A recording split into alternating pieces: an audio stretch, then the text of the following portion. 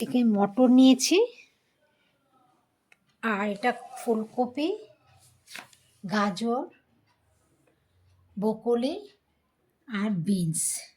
এগুলো সব এই শীতের সময় আমি স্টোর করে রাখি।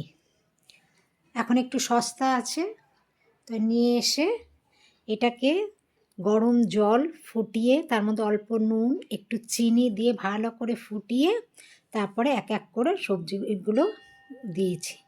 দিয়ে এক ফুটন হলে নামিয়ে নিয়ে ঠান্ডা জলে রেখে তারপরে এইরকম করে শুকিয়ে নিতে হবে। একটা চাদর নিয়েছি, চাদরের মধ্যে দিয়ে এরকমভাবে শুকিয়ে নেব। শুকানো হয়ে গেলে এবার অল্প অল্প করে যেমন আমার লাগবে সেরকম ছোটো ওই পলিথিনের মধ্যেই রাখলে সবচেয়ে ভালো হয়, কারণ হচ্ছে ফ্রিজে বেশি জায়গা লাগে না, আর ডাব্বার মধ্যে রাখলে অনেক জায়গা লাগে। আমি অল্প অল্প করে রাখবো, গুছিয়ে গুছিয়ে রাখলে অনেকটা ধরে যায় ফ্রিজের মধ্যে।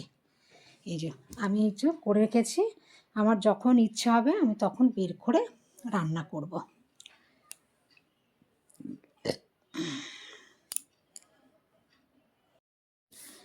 এই যে এরকম প্লাস্টিকে করে এরকম করে করে অল্প অল্প করে রেখেছি, যখন যেটা লাগবে সেটা নিতে পারবো।